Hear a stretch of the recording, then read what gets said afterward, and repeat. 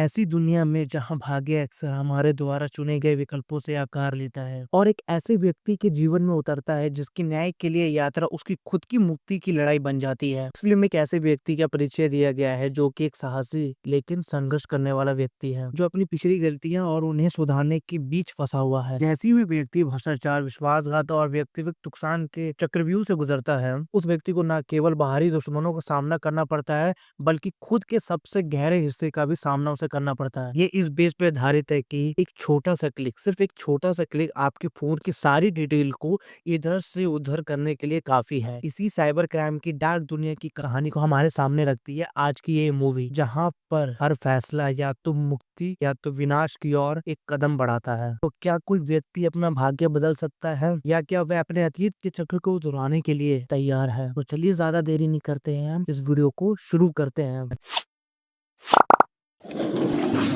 Starting होती है फतेह सिंह के नाम के एक स्पेशल एजेंसी, जो कि एक स्पेशल ऑप्स एजेंसी के लिए काम करता है। जानकारी के लिए आपको ये बता दूं कि स्पेशल ऑप्स ऑफिसर वो होते हैं जिन्हें खास ट्रेनिंग दी जाती है बड़े खतरों को निपटाने के लिए, और इनका लेवल वो अलग ही होता है। और फतेह अपने मिशन पर जाने से पहले अपने एजेंसी के बारे में कुछ बताता है कि उन एजेंसी में से एक है जिसमें कोई भी आपको पुरस्कार नहीं दिया जाता, और अगर मिशन के दौरान पकड़े गए या मर गए तो देश का आपसे कोई लेना देना नहीं होगा और एजेंसी का भी आपसे कोई लेना देना नहीं होगा। उसके बाद फतेह सिंह एक बड़े होटल में जाता है और वहां पहुंचकर देखता है कि बहुत सारे लोग एक रूम में बैठे होते हैं और वो उनको एक एक करके सबको मार देता है। और ये जो फाइट एक्शन दिखाया गया है ना मूवी में, एकदम मस्त है, देख के एकदम मजा आ जाएगा। फिर वो आखिर में सबको निपटा देता है। उसके बाद जैसे ही वह दूसरी जगह जा रहा होता है, गेट के पास वहां पे एक ब्लास्ट सा होता है, वहां से वो उड़ के गिर कर बेहोश हो जाता है। उसके बाद यहाँ से सीन शिफ्ट होता है और हमें फ्लैशबैक में दिखाया जाता है कि कहानी कहाँ से शुरू हुई है। हमें पंजाब का मूंगा गाँव दिखाया जाता है और यहाँ पर पता चलता है फतेह सिंह ने उस एजेंसी को बहुत पहले ही छोड़ दिया था और अब इसी गांव में वो रहता है, और इस गांव में उसका एक छोटा सा डेयरी फार्म है जो उसको चलाता है। और फतेह सिंह का कोई परिवार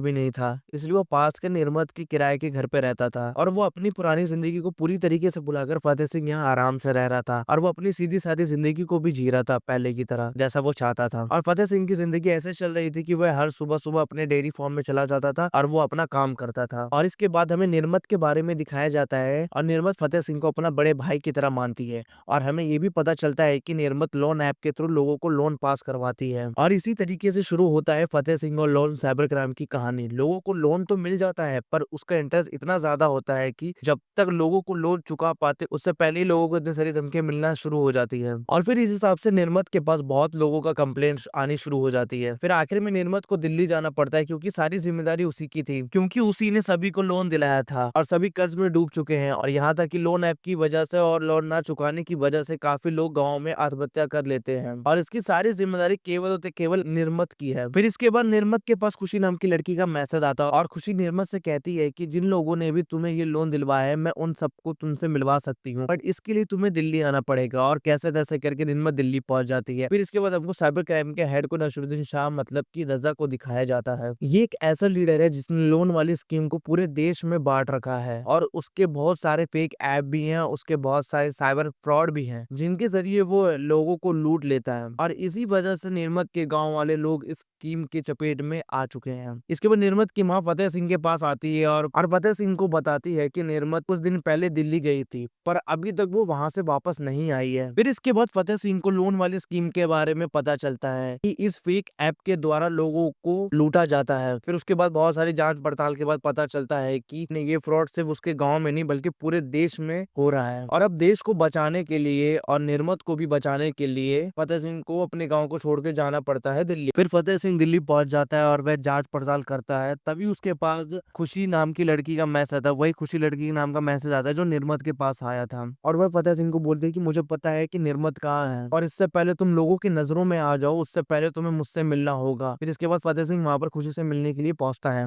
जब फतेह सिंह और खुशी मिलते हैं तो खुशी ने उसे बताया कि वह एक हैकर है और निर्मत को उसने ही दिल्ली बुलाया था। असल में वह निर्मत के साथ मिलकर इन लोगों को एक्सपोज करना चाहती थी, क्योंकि खुशी ने इन लोगों को हैक कर लिया था, जिसकी वजह से रजा की पूरी साइबर माफिया खुशी को ढूंढने लगी थी। बट जैसे ही उन्हें निर्मत के बारे में पता चला, मैंने उसे दिल्ली बुलाया है, तो उन लोगों ने निर्मत को उठा लिया। अब वो लोग निर्मत के थ्रू मुझे पकड़ना चाहते हैं, और यहाँ खुशी फतेह को ये भी बता देती है कि निर्मत चड्डा के पास है। सिर्फ चड्डा ही है जो बता सकता है कि निर्मत कहाँ पर है, और ये चड्डा पुराने दिल्ली संगम टॉकीज के पास रहता है। फिर उसके बाद वहां से फतेह सिंह तुरंत चड्डा के पास मिलने के लिए पहुंच जाता है, और फतेह सिंह वहां पहुंचकर देखता है कि यहाँ पर बहुत सारे इलीगल अवैध काम चल रहे हैं। उसके बाद फतेह सिंह चड्डा से पूछता है कि निर्मत कहाँ पर है, और चड्डा कहता है कि मैं ऐसी किसी लड़की को नहीं जानता हूँ। फिर फतेह सिंह चड्डा को एक ऑफर देता है कि वह निर्मत को लेकर चुपचाप यहाँ से चला जाएगा और तुम्हारे बारे में किसी को भी नहीं बताएगा। तुम यहाँ पर जो काम इलीगल कर रहे हो वो करते रहो। पर यहाँ पे चड्डा फतेह सिंह की बात नहीं मानता और उसे अकड़ में ये कहता है, अगर तू यहाँ से नहीं गया तेरे को यहाँ पर गाड़ दूंगा। फिर वह उल्टा सीधा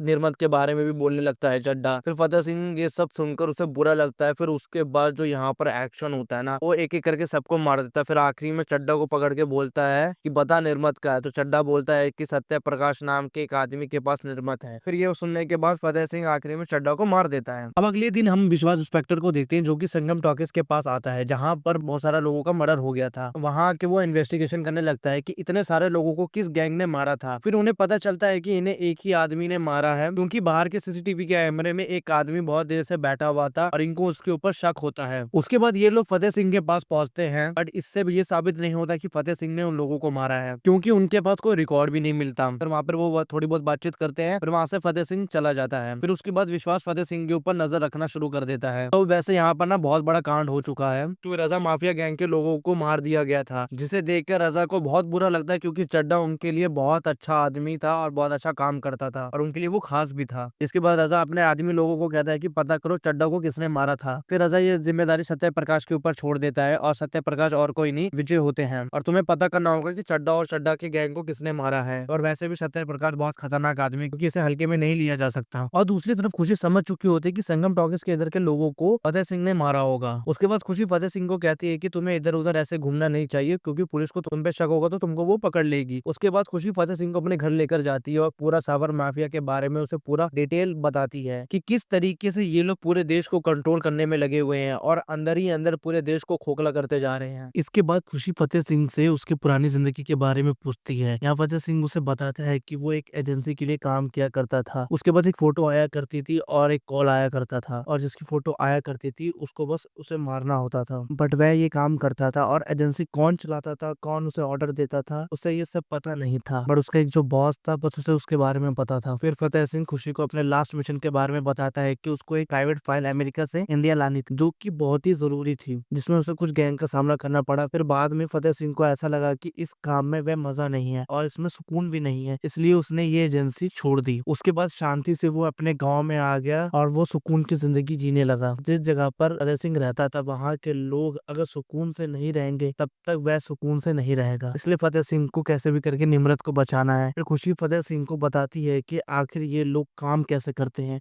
जो कि इन लोगों की एक बहुत बड़ी टीम होती है और उसके अंदर बहुत हाईटेक लोग होते हैं जो कि पूरे साइबर टेक को कंट्रोल करते हैं, और मैंने इन सबको हैक कर लिया था, इसलिए ये लोग मेरे पीछे पड़े हुए हैं। फतेह सिंह समझ चुका था कि ये छोटी मोटी समस्या नहीं है। फिर फतेह सिंह अपने पुरानी एजेंसी के बॉस से मिलने जाता है। उसके बाद फतेह सिंह सत्य प्रकाश के बारे में बॉस से पूछता है कि ये कौन है। फिर उसका बॉस उसे सब कुछ बता देता है कि इन सब की वजह से पूरे देश में खतरा फैला हुआ है और लोग भी खतरे में और पूरा देश भी खतरे में है, और कैसे भी करके हमें इन्हें खत्म करना होगा, नहीं तो पूरा देश ये ले डूबेंगे। फिर उसके बाद फतेह सिंह का बॉस सत्य प्रकाश के बारे में उसे पता बता देता है। दूसरी तरफ सत्य प्रकाश फतेह सिंह और खुशी को ढूंढ रहा होता है उनको मारने के लिए। उससे पहले ही सत्य प्रकाश फतेह सिंह को ढूंढ पाता, उससे पहले ही फतेह सिंह ने सत्य प्रकाश को ढूंढ लिया था और वो उसके सामने आ जाता है। फिर फतेह सिंह सत्य प्रकाश से कहता है कि तुम मुझे ढूंढ रहा था ना। उसके बाद फतेह सिंह सत्य प्रकाश को एक स्टोरी सुनाता है कि एक बचपन में एक बच्चे ने अपने बाप को मार दिया था और वो धीरे धीरे ऐसा क्राइम करते करते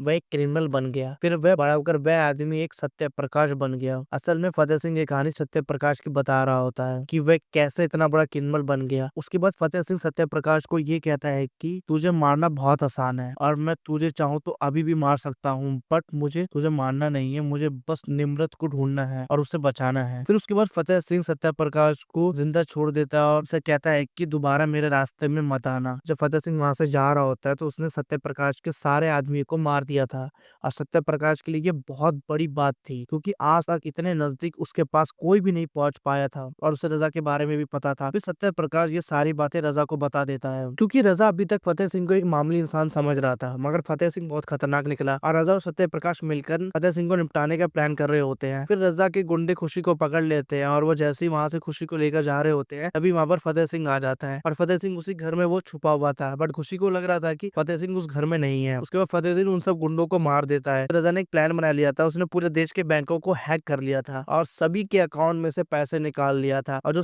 रजा के साइबर माफिया है उसने ना अमीर ना गरीब देखा और उन सब के अकाउंट को उसने जीरो कर दिया था। फिर रजा ने एआई के थ्रू फतेह सिंह का एक एआई क्लोन बनाया था और उसको डीप फेक के थ्रू उसमें ये बोलते हुए उस वीडियो उसने अपलोड किया था, पूरे देश का पैसा मैं लूट रहा हूँ, मैं अपने टीम के साथ मिलकर काम कर रहा हूँ, मेरी टीम में मैं और खुशी है और ये सब के पीछे मेरा हाथ है। उसके बाद ये धीरे धीरे वीडियो पूरे देश में वायरल हो रहा था, जिसकी वजह से पुलिस वाले भी फतेह सिंह को और खुशी को ढूंढने लगते हैं और फतेह सिंह और खुशी दोनों खतरे में थे और उन दोनों ने भी ये वीडियो देख लिया था। फिर वो दोनों कैसे तैसे करके पुलिस से बच रहे थे। फिर खुशी अपने टीम के पास फतेह सिंह को लेकर जाती है, जो कि एक हैकर की टीम थी। जब खुशी की टीम ये वीडियो देखती है तो वो बताती है कि ये डीप फेक के थ्रू बनाई गई वीडियो है। ये बहुत आसानी से पहचान में आ जा रही है कि ये डीप फेक के थ्रू बनाई गई है, बट पूरे देश में लोगों को लग रहा है ये ओरिजिनल वीडियो है। फिर उसी वक्त उन लोगों के पास एक लिंक आता है, जिस लिंक को वो ओपन करते हैं तो उस पे एक लाइव वीडियो चल रही होती है। एक चेयर पे निर्मत बैठी होती है और उसके सर पे करंट का मशीन लगा हुआ था और उसमें ये बोला गया था कि अगर इस वीडियो पे 20 लाख से ज्यादा व्यूज आते हैं तो निर्मत की जान चली जाएगी। और यहाँ पर खुशी के हैकर उस आईपी एड्रेस को ट्रैक कर रहे होते हैं, बट वो ट्रैक कर नहीं पाते हैं और जिसकी वजह से निर्मत फतेह सिंह की आंखों के सामने मर जाती है। और ये सब देख के फतेह सिंह को इतना गुस्सा आता है और इतना बुरा लगता है, क्योंकि फतेह सिंह ने निर्मत की माँ से वादा करा था कि वो कैसे भी करके निर्मत को लेकर आएगा। फिर फतेह सिंह के पास विश्वास इंस्पेक्टर का कॉल आता है और वो कहता है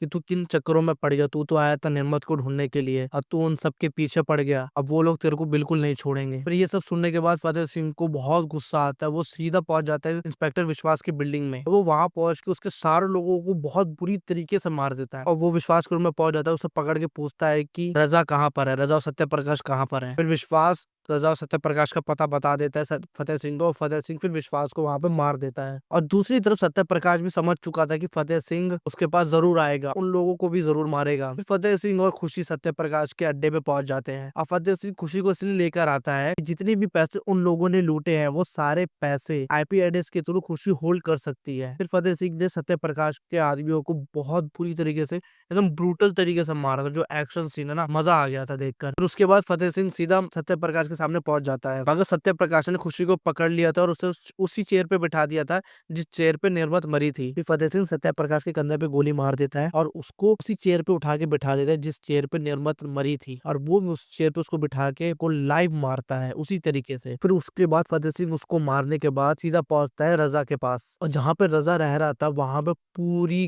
गैंग थी और फतेह सिंह एक एक करके सबको मारता है। जो स्टार्टिंग में सीन दिखाता है ना, जहाँ पे वो घुसता है पूरे होटल में लोगों को मारता है, ये वही सीन होता है और वहां पे घुस के वो पूरे लोगों को बहुत ब्रूटल तरीके से मारता है। फिर उन सबको मारने के बाद फतेह सिंह रजा के पास पहुंचता है। फिर रजा उससे बोलता है कि इससे बहुत साल पहले जिस एजेंसी के लिए काम करते थे, मैं भी उस एजेंसी के लिए काम करता था, बट मुझे लोगों के सामने जाना पड़ता था, जाके उनको मारना पड़ता था, बट मैं यहाँ बैठकर अकेले पूरे देश को अपनी मुट्ठी से कंट्रोल कर सकता हूँ, जिसको चाहे को एक सेकंड में खत्म कर सकता है। फिर फतेह सिंह ना उसकी बातें सुनने के बाद फतेह सिंह उसको गोली मार देता है। फिर रजा वहीं पे मर जाता है। फिर फिल्म के आखिरी में देखते हैं कि खुशी लंदन जाने वाली थी और अब वह यहाँ पर फतेह सिंह के पास रुकने का फैसला करती है। फिर आखिरी में एक सीन दिखाया जाता है कि इन दोनों के ऊपर कोई बंदूक ताने खड़ा हुआ था, अब वह कौन था ये नहीं पता था और कहीं ना कहीं ये नेक्स्ट पार्ट के लिए एक इशारा है। ये वीडियो यहाँ पर खत्म होती है। अगर आपको एक्सप्लेनेशन अच्छा लगा तो इस चैनल को सब्सक्राइब करिएगा और इस वीडियो को लाइक करिएगा। आपको मिलते हैं हम नेक्स्ट वीडियो में।